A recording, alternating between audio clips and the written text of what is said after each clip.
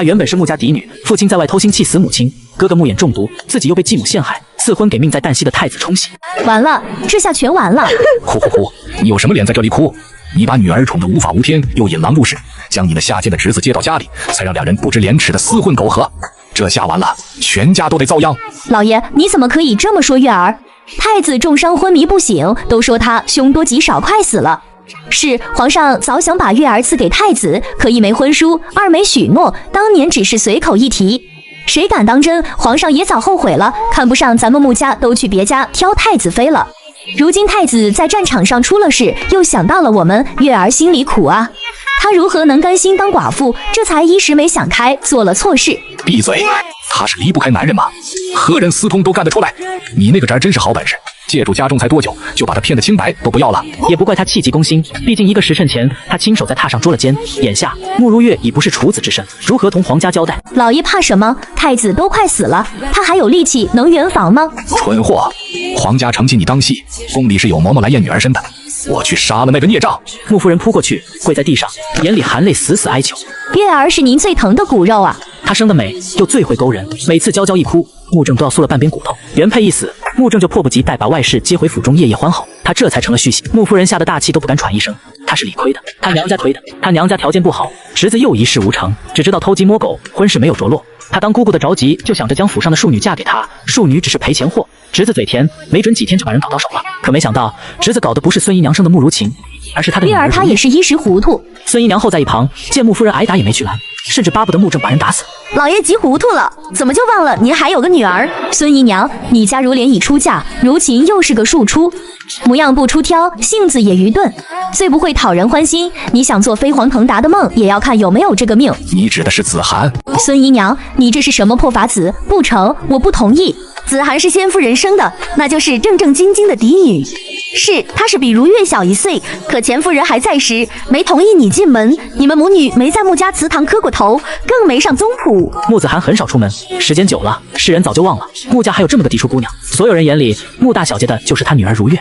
那时候，子涵一出生就是穆家的嫡出大小姐。当时老太太还在，最疼我们大小姐了。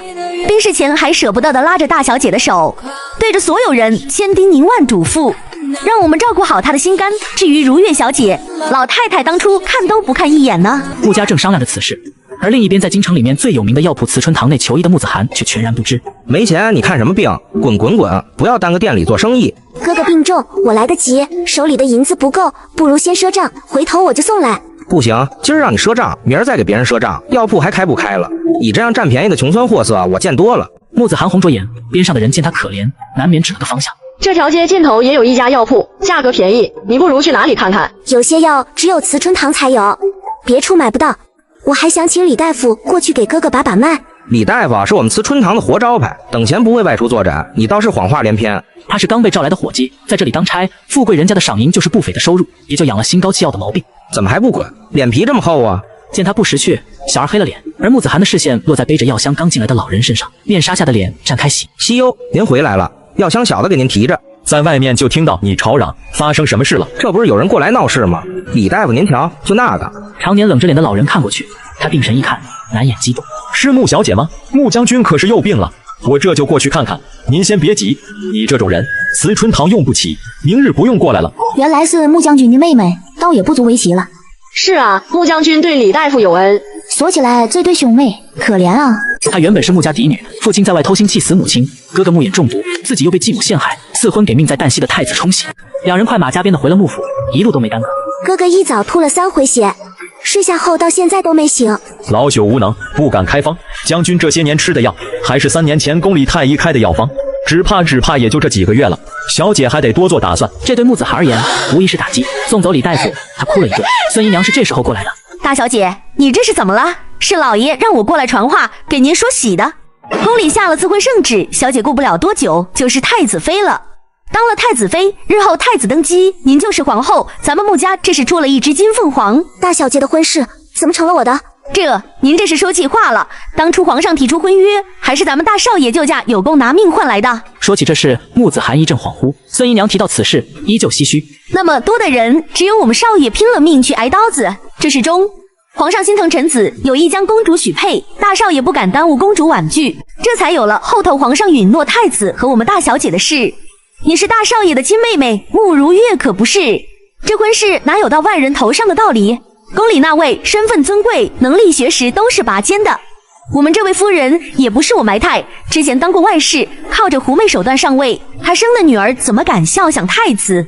太子出征的这3年，他这些年可一直顶着未来太子妃的身份招摇。但人在做天在看，您的婚事谁都抢不走。慕如月不当寡妇，这是推我出去当？当初没有爹点头，他们母女又怎么敢惦记太子？孙姨娘笑容僵硬，这件事的确不地道。穆子涵因为慕言的事，本来焦灼不安，一口火气不知怎么发泄。姨娘整日在卢燕面前上赶着献殷勤，怎么如今跑我这里是和他闹掰了？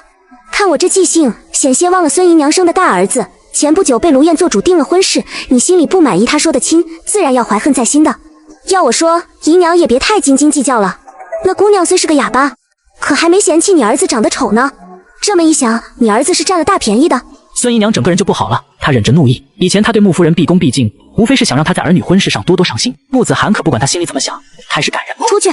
卢燕不是东西，你整日围着她打转，也不见得是好的。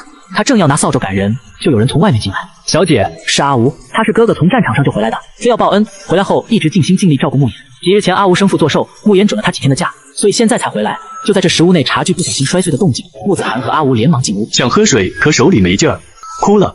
没有，这都肿了。哥哥就是太困了，睡得有点久，不必担心。孙姨娘哪里舍得就这么走了，也跟着进去。大少爷，这太子前脚刚回，后脚赐婚圣旨就到了。所以老爷让我跑一趟。我是明白了，前院的人好事全想占，见情况不对了全往别人身上揽。他慕如月以大小姐的身份自居10余年，往前张扬得很，如今倒愿意让给小妹了。怎么，卢燕为了这个女儿，竟愿意将她万世上位的遮羞布给掀了？这京城里官大压死人，别说太子不行了，就是他如今死了下葬了，嫁过去那也是皇家人，在穆正这种唯利是图的人眼里，照样是香饽饽。也是奇了怪了，穆正不送一个乖巧听话的女儿过去，却挑了我。上回见时，他辞严厉色得很，生怕多看一眼就能克了他的命。事出反常必有妖，我思来想去，问题只怕出在了慕如月身上。孙姨娘，那卢家子刚来穆家，对如琴妹妹最是殷勤，你说奇不奇怪？他突然间阳奉因为背着卢燕，将那些哄骗姑娘的手段使在了慕如月身上，当然不奇怪。毕竟1月前后花园假山前，我可是亲耳听你怂恿他的。孙姨娘哪里还敢说一个字？你那夜说卢家侄子，你可不能犯糊涂。我家如琴是庶女，慕如月可是花容月貌的嫡女，娶了她的好处可比如琴多得多。这话是姨娘说的吧？孙姨娘，我厌恶那对母女，你只怕不比我少。你我虽不在一条船上，可你为了让她难堪，转眼自作聪明拉我下水，这可不地道。她原本是穆家嫡女，父亲在外偷腥气死母亲，哥哥穆衍中毒，自己又被继母陷害，赐婚给命在旦夕的太子冲喜。孙姨娘实在处得慌，穆子涵如果把她算计慕如月的事抖出去，她也就彻底完了，没人会放过她。好端端的，你抖什么？姨娘该庆幸啊，不是她慕如月，只怕和卢家侄子不清不白的就是如琴妹妹了。孙姨娘真怕隔墙有耳，事情败露，她不敢久留，匆匆找了个借口就溜了。穆正那边饭也没吃，只顾着等孙姨娘的消息，最后等到了一脸愁苦的孙姨娘。如何了？老爷，恕妾无能，本以为夫人和大小姐之间不和，可念着到底是一家人，故托大去当个中间人，好缓和。他是不愿意，还是想借着这个机会故意拿巧？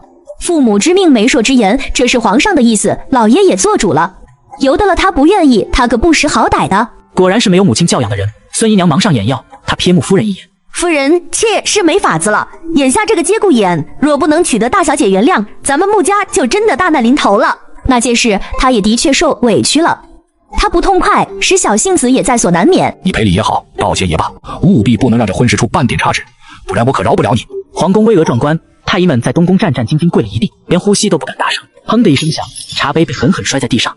皇上息怒！一群废物，朕不听什么束手无策，只要太子无虞。都记住了，他若有个好歹，你们都得陪葬。皇后凤袍加身，精致而雍容，这会儿眉目愁苦，从内寝殿出来。自从得知周瑾有恙后，她就没睡过几个安稳觉。穆家那边可有不满？穆家胆敢不满？要不是灵通寺妙隐大师给太子批了命，指明要穆家小姐，朕怎么可能放着重臣女团去求其次？穆正是个糊涂人，就盼着他家的女儿是个懂事的。若是景儿身子好转，那朕也绝对不会亏待了她。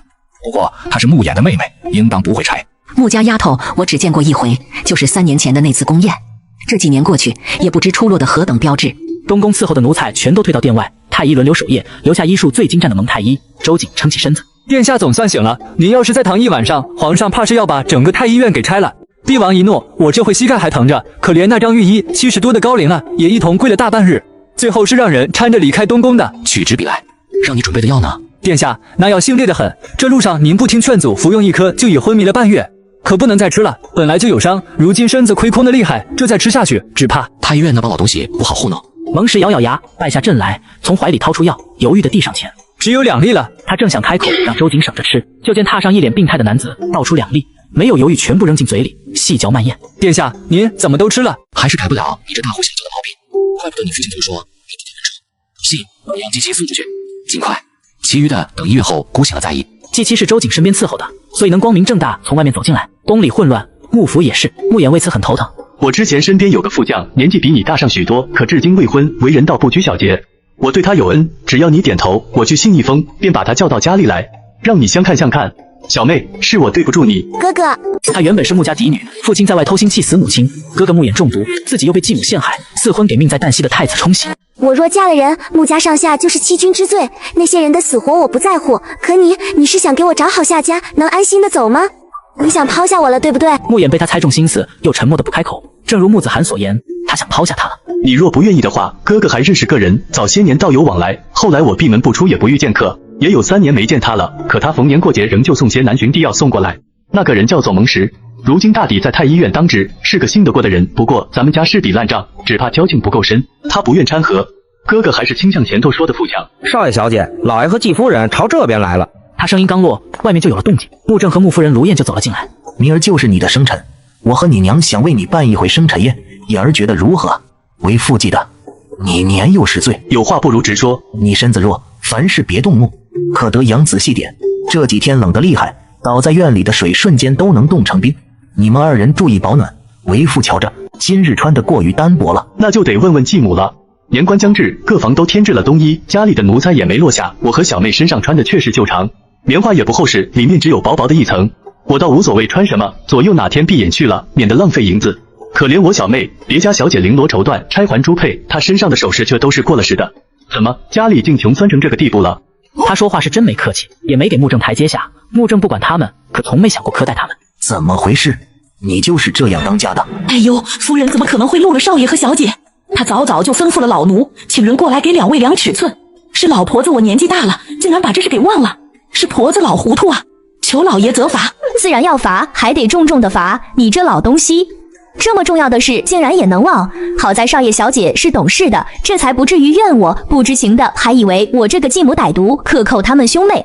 说到底还是怨我，咱们府上事忙，难免有些疏忽。之前我也魔怔犯浑，想着如月她大子涵1岁，何该为她先张罗婚事？左右是亲姐妹，打断了骨头还连着筋。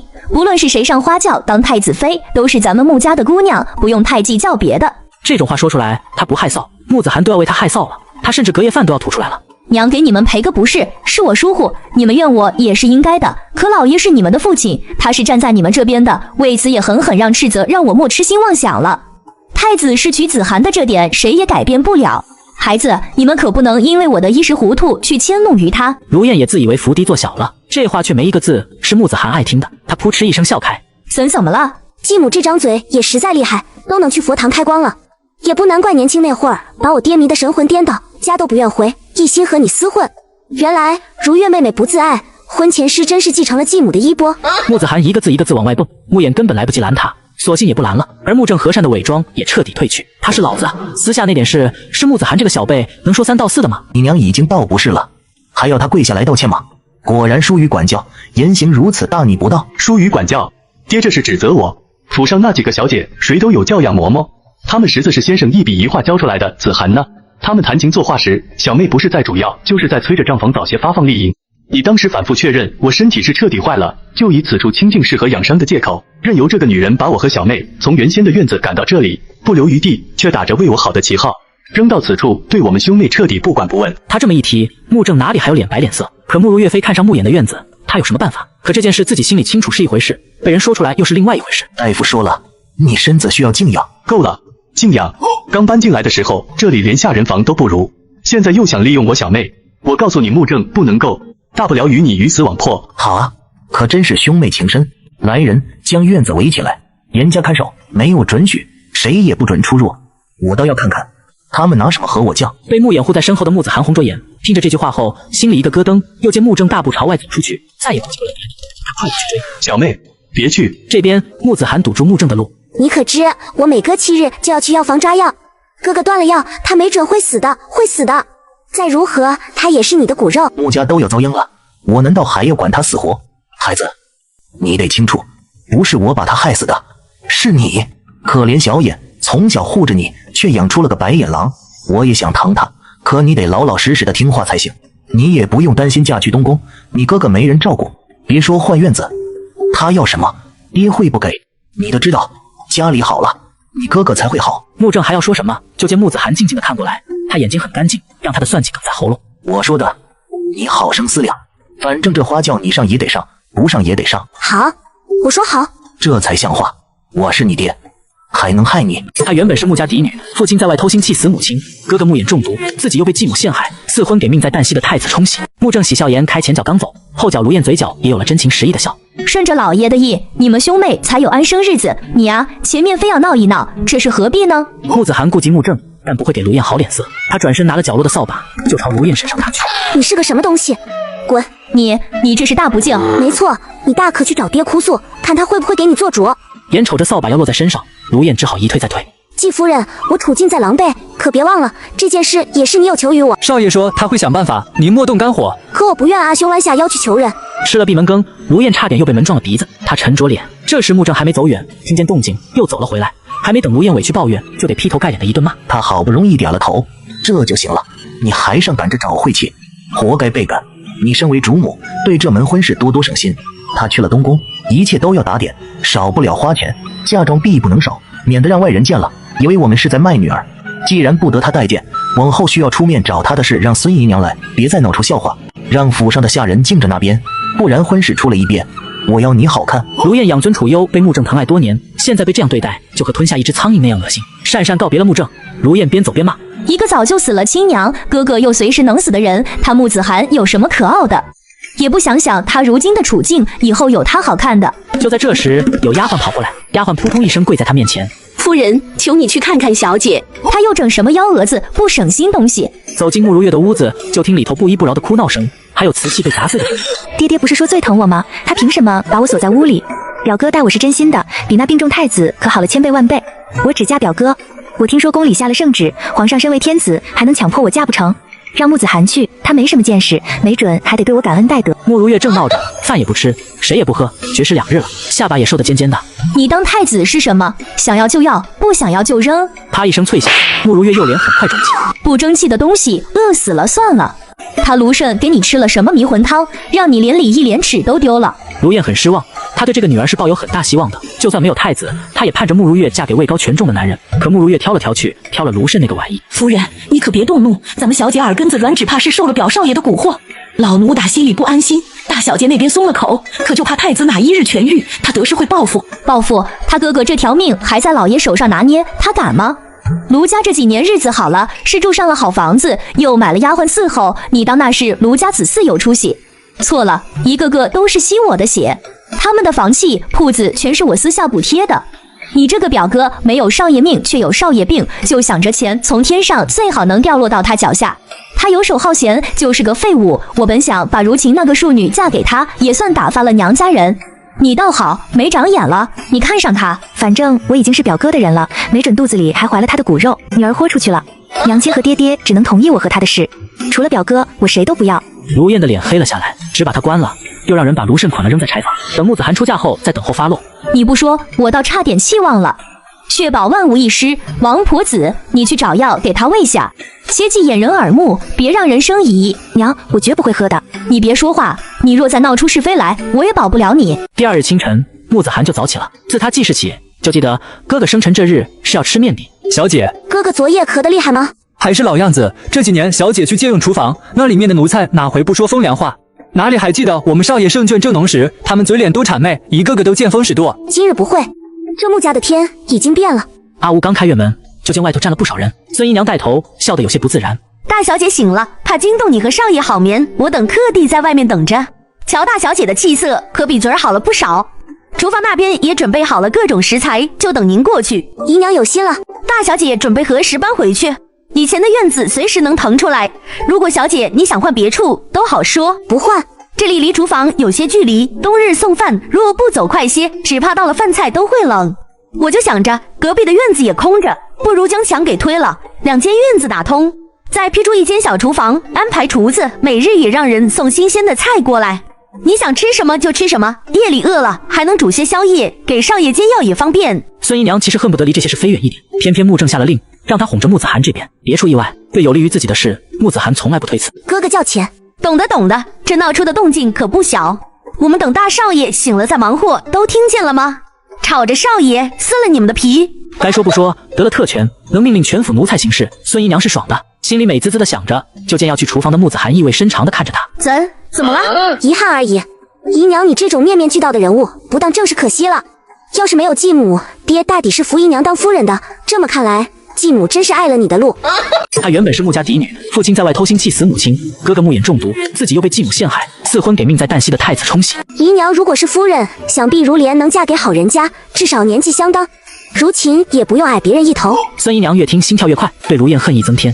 这不是继母身边的周婆子吗？你怎么也来了？沾沾自喜的头都要抬到天上去的孙姨娘登时慌了神。周婆子朝孙姨娘冷冷哼一声，这才冲穆子涵憋出一个笑来。夫人怕孙姨娘不知轻重，特地让小的过来帮忙，免得她冲撞了您。穆子涵没再说什么，朝厨房走去。他不喜欢卢燕没错，可同样不喜欢仗着有几分小聪明，为达某种目的算计他的孙姨娘。面还温热着，穆衍其实没什么胃口，可见妹妹的手冷得跟冰块似的，他低着头全吃了。和阿娘的手艺一样好，你可知皇宫是吃人不吐骨头的地方？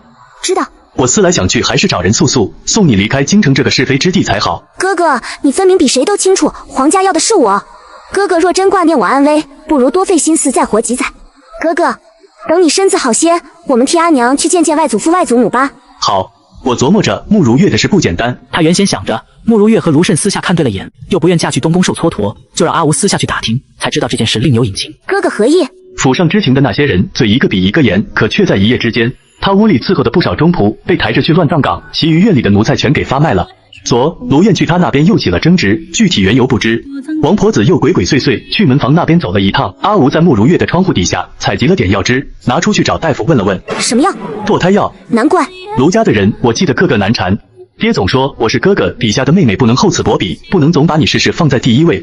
这一次总要帮慕如月一把，我来安排。厨子是外面刚买的，卖身契由穆子涵手里攥着，自己的人用着才安心。穆正下了早朝回来，人还没进，声音却先传了过来：快给小姐梳妆打扮，皇后娘娘点名要见你。然后他发现一个很严肃的问题，穆子涵竟然没有几身得体的衣裳。我不是早吩咐了，让你出门多挑几件衣裙，往贵了挑，这银子家里出。没功夫，没功夫你也该和孙姨娘说一声，他们会去办。说了，怎么能看你这急得要跳脚的德行？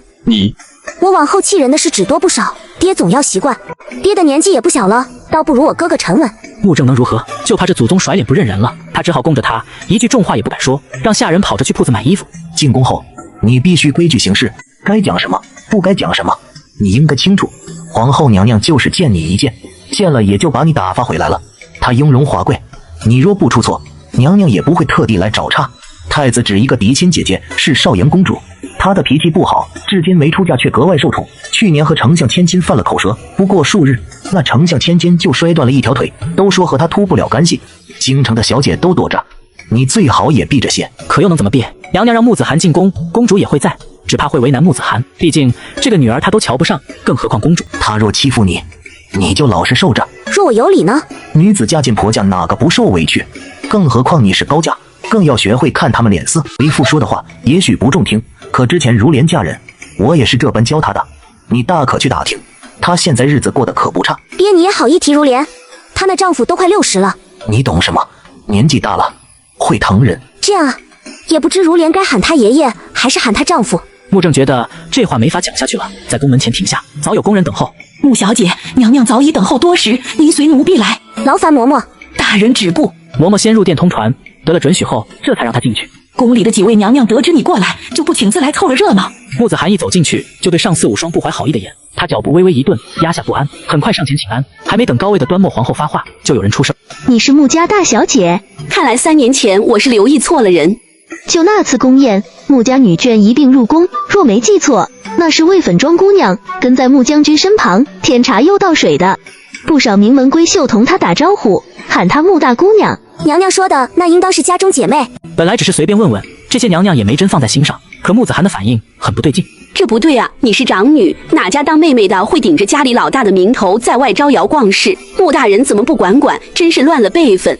嫔妾记得皇上曾说过穆将军是个俊俏的少年郎，原先是不信的，毕竟行军打仗的都是粗人，这见了穆小姐，一语未完就被人冷冷打断。如贵人不会说话，不如把本宫赐杯毒酒，把你毒哑了。粗人，没有这些人，哪有你的安生日子？眼比天高的东西，仗着几分恩宠，真把自己当人物了。你是说保家卫国、护我疆土的将士粗鄙，还是说本宫的皇帝带兵打仗粗鄙？不如去父皇那里说上一说。嫔妾却无此意。哼，别以为本宫不知道，如今皇帝重伤在身，你们一个个存的什么心思？懂事的今日绝不会来此，我母后仁慈，不愿同你们计较，你们就蹬鼻子上脸了不成？公主莫恼，如贵人一向嘴笨。嘴笨？我看他是没脑子。他父亲是文官，这文官一向看不起武将。行了，吵得无头疼。如贵人，起来吧。瞧这眼泪流的，不知情的还以为交房店把你怎么了。少阳你也是，脾气说来就来。子涵，上前来。穆子涵迟疑上前，被皇后拉到身旁坐下，紧接着一枚碧绿通透的手镯给到他。这是吾和皇上成亲时太后所赠，如今吾再把它送给你。你倒是小家子气，把头抬起来。这交房殿是母后的宫殿，外人来了都恨不得当自个家了，揽着不走。你倒好，拘谨什么？公主这是在点本宫呢？不敢，贵妃是父皇最看重的妃子，御书房去得，养心殿去得，区交房殿又算什么？她原本是穆家嫡女，父亲在外偷心气死母亲，哥哥穆衍中毒，自己又被继母陷害，赐婚给命在旦夕的太子冲喜。熹贵妃和皇后娘娘不和，毕竟她也有儿子，虽然不及周瑾，但谁不想当太子？公主，你对本宫若有意见，大可直说。儿女亲家做不成，可低头不见还抬头见呢。本宫的侄子刚中解元，以后前途似锦，不可限量。本宫不同你争执，你若拿着这件事不放，我本宫也是有理的，皇上也会为本宫做主。别拿父皇压我，整日就知道耍些狐媚手段，我可不是你这套。熹贵妃哪里受得了这个气？皇上虽疼她，可最在意的却是太子。娘娘，别怪臣妾不提醒您，和公主同龄的姑娘都当娘了，她这个年纪还没出嫁，性子若不改，日后一亲都难。公主被吾疼坏了，还望贵妃看在她尚且年幼的份上，别计较。不过贵妃到底多虑了，公主贵为金枝玉叶，只有她不想嫁，没有她嫁不了一说。熹贵妃冷冷一笑，她看来端墨皇后也嚣张不了多久，周瑾一死就是她的皇儿出头之日。哼，真是好得很。她气得胸脯上下浮动，一甩衣袖，大步朝外去。熹贵妃一走，那些被她强迫一同过来的娘娘哪里敢多留，连忙站起身，讪讪行礼告辞。你呀，你哥哥如今可好？穆子涵眉心一动，正整理措辞，就听一声沈笑，他朝生源处看过去。看什么看？劳娘娘挂念，哥哥一切都好。今早还同我约定，等他身子骨再好些，就去外祖家磕头。是这个理儿，他整日窝在家里，就是没病也得熬出病来。你哥哥多出去走走是好的。今日入宫，哥哥还让我向娘娘问好。中毒这么多年，你哥哥倒是命大活到了现在，就是不知能撑多久。穆子涵做足了准备，少阳也许会下绊子，也许会辱骂他不配嫁给周瑾，他都会面不改色。可偏偏少阳触及了他的逆鳞。娘娘，容我殿前失仪，可否寻一处换身干净的衣裳？女儿家出门都有准备另一套衣裳放在马车内，以便不时之需。皇后也不至于去为难她。允了。她一走，皇后警告地瞪了少阳一眼。提起穆衍，你就犯脾气。当初公主里头，唯你到了适婚年纪，她婉拒赐婚，是对你好。母后提这个作甚？父皇这几年迟迟不定皇帝的婚事，我还想着他另有打算。皇帝为储君，日后是要当皇帝的，他的妻子不能差。可左等右等，却还是穆子涵。如果穆衍没出事，我绝无二话。可如今穆家已落魄，皇帝又这样，朝中大臣心思一个比一个活络。不说别的，二皇子的未婚妻熹贵妃在相看，三皇子的婚事，其母德妃相中的人家也不差。孩儿如何能甘心？少阳，你应当知道，子涵是妙隐大师钦定的人选。大师，妙隐如今都圆寂了，何况母后，你又不信佛？那无能如何？小景的伤，太医束手难测。少阳，你好好反省刚才什么态度，有什么脾气你找穆衍去发，朝他妹妹犯什么浑？穆子涵罗裙换得很快，等他再回去，皇后又开始问他平时爱吃什么，都读过什么书，会写字就好。子涵呐，实不相瞒，吾召你入宫，一是见你，二是若让你为太子抄写佛经，你可愿否？穆子涵不愿意，他讨厌写字，可又不敢拒绝。吾就知道你是好孩子，未婚夫妻要顾及的规矩很多，不能入男方的寝殿。你们情况不一样，你过去是去探病的，小景还至今未醒。无人敢多说什么。皇后又说了些体己话，让少阳带她去东宫。路上，少阳依旧不冷不热的，可到底没有黑脸。皇帝平易近人，最是良善。去年街上捡到一条瘸了腿的犬，见他可怜，都抱回东宫亲自养着。京城的公子哥贪恋美色的不在少数，皇帝却洁身自好，光有美貌是入不了他的眼的。谢公主夸赞，没夸你，是让你认清现实，认清皇帝就算娶了你，也不会看上你。丞相女儿的事，你应当听过，也是他不知所谓，借着胆子勾引我皇帝，还丞相之女，光会耍些见不得人的伎俩。皇帝正人君子，不愿让他失了名声，我可忍不了，于是他就断了一条腿。如今走路一瘸一拐的，也就不再出门丢人现眼了。其实是他吓唬几声，丞相之女吓得瑟瑟发抖，一个没站稳，从高楼摔了下来。所以你别仗着和皇帝有婚约在身，趁着写经文接近他，试图做不轨的事。本公主一旦知晓，也绝对不会饶过你。公主，太子重伤在身，现在的女子在皇帝面前忍住矜持的有几个？本宫为此十分困扰。本宫的皇帝尊师重道，是个君子。太医蒙时听到动静出来迎接，就听到这么一句，他嘴角一抽。皇帝品性高洁，德性兼备，是出了名的。蒙时是吧？是。穆子涵以为少阳会带他去厢房抄书，却不想去的是周瑾的寝殿。少阳一进来就关心周瑾。皇帝今日如何？昨夜里吐了回血。我怎没收到消息？太子上回醒时还迷糊着，却心心念念就叮嘱。太子说了，他的身体也就这样了，为人子为人弟，却回会兴师动众，让公主娘娘担忧，实在不孝。少阳又难过又感动，带着伤心离开的。穆家妹妹，你可能不认得我，我和你哥哥算是旧相识。蒙时是知道穆子涵的，往前他和穆言往来时，他提到最多的就是这个妹妹。可惜了，一支鲜花插在了周瑾这个牛粪上。太子瞧着严重，可没准阎王爷都不敢收他，哪日就能活蹦乱跳了。多谢蒙大人宽慰。蒙时也不好再同他说什么。周瑾没醒，他作为外男可不能留在这里和穆子涵共处一室。很快他退到殿外，屋内就剩下穆子涵和周瑾。砰的一声，房门外来人。本宫实在信不过那穆家小姐。穆子涵心下一慌，不受控制的朝一处摔去。是床上的周瑾被砸中的男人周瑾被疼醒了。你在做什么？他一进门就见穆子涵往周瑾怀里扑，要是晚来一步，穆子涵是不是得爬皇帝的床啊？饿狼扑食吗？毫无半点分寸。皇帝若为你压了3长2短，你穆家都得陪葬。他正要辞严厉色的骂，却见穆子涵傻愣愣的看着一处，顺着他的视线看过去，他孱弱的皇帝醒了。少阳这会儿哪里还顾得上穆子涵？他在榻前坐下，欣喜若狂。太医，快叫太医！蒙时从外头跑进来和周瑾对视一眼，傻眼。70高龄的张太医向匆匆赶来的端木皇禀报。太子脉象依旧乱，可瞧着有好转的趋势。可他吐血了，血的颜色像是中毒，可太子并无中毒征兆。如今人清醒着，老臣看来这血吐的反倒好。可宫的娘娘、皇子、公主、闻讯全都过来表示关切。小姐，你可不能有事，朕的江山只有交到你手上才最安心。父皇，我的身体是变数，二弟、三弟同样财权兼并，尤其二弟上回雍州水患他处理的极好，儿子自愧不如。皇兄抬举了，他的确是抬举你，你有自知之明是好的。小姐要静养，你们都回去。真担心太子不如学着穆家小姐为太子抄写经文祈福，别在朕眼皮子底下争表现。端木皇他们也没久留，很快屋内只留下周瑾和蒙时。姑睡了几日？7日。很好，你解释解释医院的药效，姑怎么7日就醒了？殿下，你相信奇迹吗？姑不信，但姑信明年的今日是你的忌日，你信吗？殿下，我方才正在殿外，无礼就您和穆小姐，您可别难为我，里头发生了什么，我是真不知情。您不如去问问少阳公主，没准她清楚。谁？穆小姐就是穆衍的妹妹，方才角落站着的那个孩子。妙隐大师曾给殿下算过一卦，殿下忘了吗？那和尚死了，都不忘算计姑。亲事已定，恭喜殿下，贺喜殿下，咱们东宫也要有女主人了。穆子涵一回府，宫里的赏赐就到了。穆小姐，皇上的意思是，您这几日都入宫为太子抄写经文，这是应该的。应该的，宫里会派人来接送。穆大人，你养了个好女儿，宫里的皇上娘娘很满意。穆正笑得嘴都要裂开了。穆夫人卢燕见过不少宝贝，可到底只是个五品夫人，眼界有限，还是被这些赏赐迷了眼。等公公一走，果然原形毕。子涵啊，这么多赏赐，想必你也用不完。继母看上哪样了？想要那一样，我都不给，把这些都送我院子里。这些药材千金难买，我日日给哥哥炖着吃。继母要是想吃，大可去找你那姑爷。真是哪壶不提开哪壶。卢燕下意识去看穆正，果然他的脸黑了。你胡说什么？我家如月尚未婚配，哪来的姑爷？卢慎和他之间可没什么。我未曾提及卢慎，继母好端端提他做甚？要不是知道如月妹妹心比天高，寻常男子瞧不上，我还以为这是掩人耳目了。不会吧？难不成？没有。好了，你先回去，这些是皇上赏的，放心，谁也动不得。你继母也是。谢过爹爹。等他走远，穆正对如燕哪里还会有好脸色？老爷，我没别的意思，就是想着子涵还小，帮忙保管。你并非他的生母，他的事还是少管。穆子涵回了院子，就去屋子里看穆衍。哥哥，我听说少阳公主也入宫了，她可曾为难你？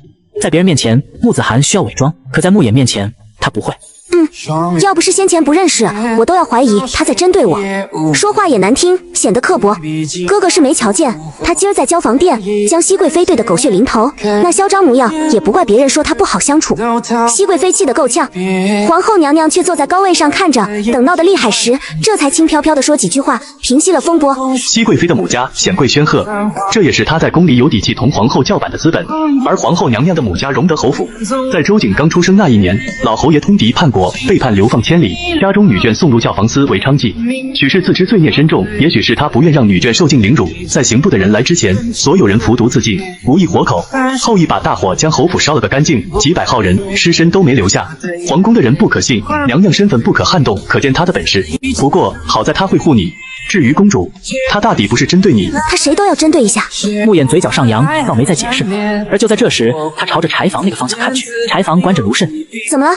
左右最后穆正会同意他们的婚事。穆如月嫁不了门当户对的人家，尸身也无法再攀高枝，你穆正如何能甘心？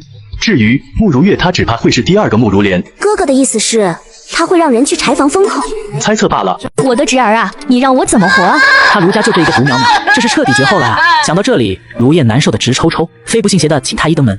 夫人，表少爷气息已绝，请您节哀。庸医，卢慎身体一向很好，除了年少轻狂贪恋美色，肾有点毛病。卢燕急红了眼，一脚踹在看守柴房的奴才身上，说：“你是怎么看表少爷的？”夫人，表少爷是趁我们兄弟送饭时发了疯，无故用木棍砸晕了我弟弟，偷跑出去的，小的没拦住，一路追，表少爷却越跑越急，这才失足掉了池子，奴才该死。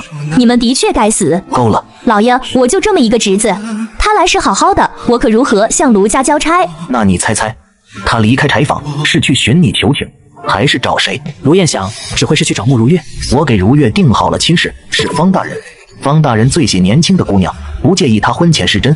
你如果坏事，我绝对不会放过你。如燕哭声一顿，方大人比穆如莲丈夫年轻，可和穆正差不多年纪，不还是个糟老头？不行，老爷，如月是你女儿，您怎么忍心害她？害，能害她的只有她自己。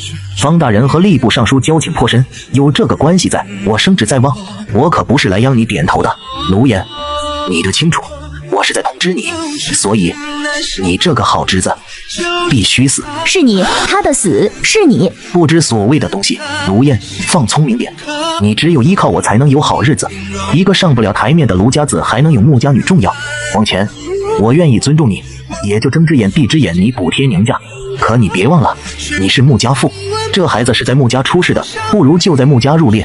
我身为姑父，也会给足他体面，将这后事办风风光光。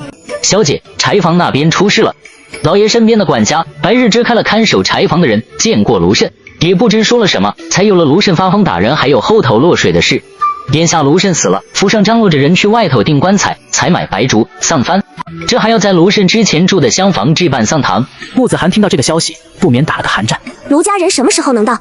不莫早是城门一开就到了。卢燕的母亲卢氏、嫂子卢母可都不是好惹的。穆子涵还记得去年他们一大家子过来打秋风，先夫人柳氏死得早也是好的，一个病秧子儿子，一个命硬的女儿，不然势必要被这双儿女拖累。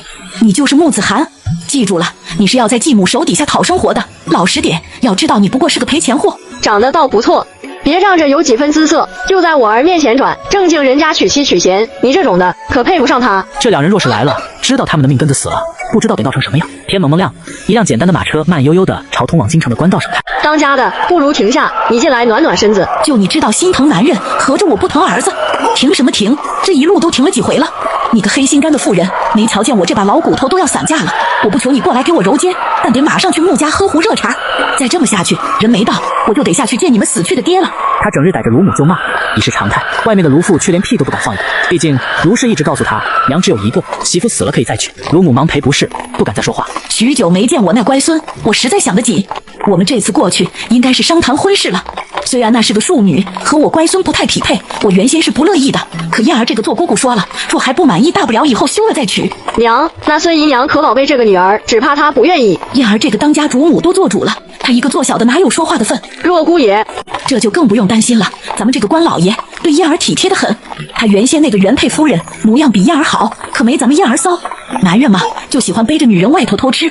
再说了，咱们氏儿以后是有出息的，他给姑爷当女婿，是姑爷的前世修来的福气。娘说的是，就是不知这片礼该拿多少。结亲家是天大的喜事，谈什么钱，俗不俗气？卢氏是打算空手套白狼的，外面赶车的卢父也不觉得羞愧，反倒得意的笑了。马车很快开了进去，直直朝穆家而去。哟，这不是子涵那丫头吗？这打算出门？他高傲的抬着下巴，等着穆子涵过来给他请安。穆子涵没理他，卢母正要上前去拦，滚！家里这是出事了，进去看看不就知道了。往前穆子涵看见我就回避，今天是了不得了，那黑衣提剑的人也不知是不是他的姘头，凶得让老婆子臭得慌，也不知死的是谁，早不死晚不死，让我们给撞上了，实在晦气。还能是谁？你个蠢东西！别忘了，这府里可有一个病秧子，穆子涵就是死了哥哥，这才对我不敬的。那大少爷还没娶妻，连个后都没。曹，不过原配的儿子死了，这样也好。娘，你们怎么就来了？不是你早早写了信催我们来的。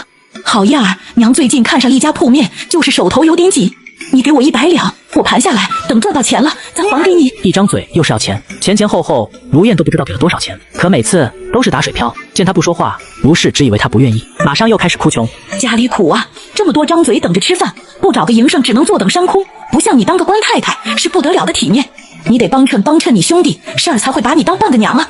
娘，有件事我得同你说，盛儿她……话音未落就被打啊！鬼！身后的卢母突然一声刺耳尖叫，是穆影。他坐在轮椅上，阿吴在身后推着。卢氏本来要骂卢母的，可看到穆言，他有过片刻的错愕。这么大的事，怎么卢婶子还不知情？你们过来，难道不是送卢家表弟下葬的？可惜了，他正值大好年华，不曾娶妻，不曾留子，卢家的香火是彻底断了。白发人送黑发人，望诸位节哀。老天爷啊！我的儿子卢燕，我好好的儿子怎么没了？真是你不给我一个交代，咱俩没完。穆言垂下眼帘，他看了阿吴一眼，阿吴会意，推着他回去。一路上没人，身后惊天动地的哭喊声好像和他无关。慕如月那边有什么动静？老爷瞒着那边，只怕不打算让他现身。传个信让他知道。穆子涵惦记家里，抄写经文也心不在焉的。这句经文重复了2次。是我没注意。昨天生着了。无碍的。你身上擦的药酒很难闻，顾闻着难受。穆小姐应该不会怪罪吧？一切以殿下身子为重。果然如母后所言，你是个识大体的好姑娘。穆小姐心不在焉，要是不愿写，不如回去。谢殿下体恤。殿下该喝药了，送她走。殿下，穆家昨夜里死了人，是穆夫人的亲侄儿。穆小姐心善，只怕惦记家里。何况您的身体，只要自己不糟蹋，就不会出事。什么经文不经文的，小姑娘也不容易，您就少折腾她一天。我在外头可是听得真真切切的，一下子让她搬进，一下子又嫌她身上药膏味把人赶远，她可没嫌弃你。人家穆衍疼在掌心的妹妹，您倒好，3番4次的折腾她。穆夫人的侄子。是啊，穆衍体弱，穆小姐可不得担心那些个不长眼的货色冲撞了她哥哥。等等，殿下，你去哪儿？不痛快，许久没见姑的二皇帝了。姑的犬走是二皇帝应当要帮忙送回的。是，我知道了，你别乱动，我就这让下面的人把狗送去二皇子府，行了吧？这边穆子涵回来的途中，竟然碰见了穆如莲身边伺候的丫头。子渊，你这是怎么了？大小姐，这要是给谁抓的？大小姐，您现在身份非比寻常，求求你救救我们小姐。可怜我们小姐6个月的身子，孩子都成型了，就这么没了。我们小姐也险些没保住，奴婢去看了，流出来扔到铜盆里头一团血肉，是男孩，不怕留疤。奴婢是下人，没那么金贵。要是大小姐愿意帮我们小姐，那就值得了。我用什么身份出面？你该知道，两家联姻，出了事出头的该是穆家的当家人。奴婢求了咱们老爷，求他去陈家为小姐撑腰。老爷不愿意，他说是小姐没有用才会被算计。孙姨娘可知道此事？小姐为了这事狠狠哭了一顿。她说姨娘只是个妾室，寻常连说话的份都没，本来就难。告诉她只会白白担心，就不让奴婢去寻。还有老爷已下重令，门房不会让奴婢见孙姨娘。上回奴婢背着小姐偷偷去了，门都没进就被赶了出去。难怪孙姨娘这几天在卢燕的憔悴下被衬托的春风得意，半点没有焦急的样子，原来是没听到半点风声。不，现在可不一定。这种事你同我说有什么用？你若肯信我，就同我一道回府吧。而这时桑堂那边闹得正凶，卢氏在地上撒泼打滚，哭自己的乖孙。我不管，你们不给我个交代，这是没法善了。失足，我不信。棺材谁让你们钉上的？我还没见他最后一眼，你们就钉上了。娘，你这是闹什么？哥哥嫂嫂还不把娘拉起来？别叫我嫂嫂，你个贱货！要不是你，我儿子还好好的。我儿子都死了，娘还不能哭了。卢燕，你好狠的心肠，从我们进来一滴泪都没掉过。黑心肝的呀！你前脚答应的好好的，说要让那庶女嫁我乖孙，他亲近你这个姑姑，跑过来等你张罗，满打满算住了才多久啊？是没办成，却把命交在这里了。就是你看管不力，你是穆家的夫人，为什么没给他安排奴才照顾？就是你害的他。我不管，是儿没娶媳妇，孤零零的可怜了。那庶女叫慕如琴是吗？是儿是为他来的，可不能两手空空发走。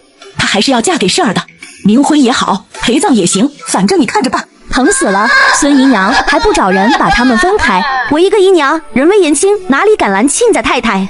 我家如琴是庶女，可夫人你要是敢祸害她，我绝对和你拼命！呸！他一甩袖子，怒气冲冲的走。他管个屁！卢燕没想到在他面前永远唯唯诺诺的孙姨娘这样大不敬。都是死人啊，还不过来救我？穆正得了消息，匆匆从通正司回来，看到的就是眼前这一幕。卢甚的是，岳母大哥你们受不了刺激，是人之常情。咱们现在能做的就是让他安生的走。你们过不了心里的坎，可日子还得继续过。是啊，娘，你不是说看中了铺面吗？我出钱，另外再给几千两，就当替圣儿给你们尽孝了。以后我和老爷为你养老送终。圣儿走了，我当姑姑的怎么不心疼？左眼泪都要流干了。娘，你刚才说的话是要和我离心啊？若伤了情分，非要闹得女儿不痛快，可就什么都捞不着了。卢氏觉得他被威胁了，金山银山也换不了他的命根子。我就要我儿子，不要他活过来，不然我就去衙门告你们，你们一个个都去坐牢。大嫂，你这话可不中听了，又不是我们害的，你当衙门老爷是瞎的。而就在这时，有人疯了似的跑过来，嘴里悲痛的喊着：“表哥，表哥，把小姐带下去。”很快就被穆正亲自带了下去。卢氏觉得不对劲，可他注定无法在卢燕嘴里找到答案。孙姨娘刚回院子，肚子存了一口气，无处发泄。慕如琴给她倒了杯热茶。娘这是又在那边受了气。不等孙姨娘回应，就有婆子从外面大步跑进来。姨娘，大小姐朝咱们这边来了。又不是毒蛇猛兽，姨娘这边倒是对我颇多防备。这哪里的话，大小姐过来，且高兴着呢。紫渊，你怎么在此？可是我姐姐出了什么事？孙姨娘心。紫渊嚎啕大哭，将和穆子涵说的话又复述一遍。欺人太甚！娘，我要去看姐姐。大户人家有大户人家的规矩，想要去看如莲，得让陈家收了你递过去的拜帖，得了准许你才能登门。永宁伯府的女儿嫁给荣安侯世子不过半月，肚子还没馅儿，就有妾室检查出了身孕。永宁伯夫人是武将出身，提着刀去荣安侯府邸大肆闹了一通撑腰，为何我们不能闯？你也说了，那是永宁伯夫人。你的姨娘只是姨娘，能比得上当家主母？爹爹不可靠，夫人也不会为我们出面，我和姨娘又哪里来的办法？姐姐可怎么办？办法总是有的，就看姨娘能不能豁出去。姨娘育有2男2女，如莲如琴就不提了，2个弟弟，一个到了该娶妻的年纪，小的全哥还年幼。府里的男丁就这2人，季夫人肚子没有动静，只要她想，随时能将全哥抱到自己膝下养。姨娘只能忍受骨肉分离之苦。孙姨娘不是蠢人，她比谁都大胆。我可以吗？一个外室都能，姨娘还是别妄自菲薄。你和我说这些是要帮我，你有什么意图？帮？姨娘高看我了，我没那个本事。回头大小姐的嫁妆，皇家的聘礼只多不少，所以在京城买一座宅子，等银子足够了，宅子地契到手，届时大少爷找个理由搬出去住，再花钱寻西，会手脚功夫的，老爷的手伸不了那么长。另一边，卢家人还在推搡，穆正本来想顾及2家人的颜面，让他们闹一闹，闹够了也就过去了。可他发现这卢家人竟然过不去。老爷，大少爷请你过去。你是来找我低头的，有什么话快说，家里忙得很，为父不像你整日闲得没事干。昨天管家去见卢慎前，采购了大量的浪茸，浪茸本身能麻醉神经，止痛也能兴奋发狂，产生恐怖的幻觉。卢慎无故伤人，跑出柴房，本就是疑点。出事的那个时辰，管家并不在屋里，落水是失足还是有人推的就不得而知了。证据呢？你在威胁我？我和小妹一直以来都选择明哲保身，这话卢家人听了，报官是他们的事，找证据是衙门办案。害死人偿命这种话，在高门显贵里面就是笑话，走走关系就能压下，而你只是五品小官。我出事，你可以不在意，你就不怕穆子涵被我牵连？怕什么？婚事有变故，最怕的可不是我，是你。所以这天他下来了，不怕没人称。儿子如今手无缚鸡之力，也就衙门刑部认识几个人，能做什么？无非劝爹你老实做人。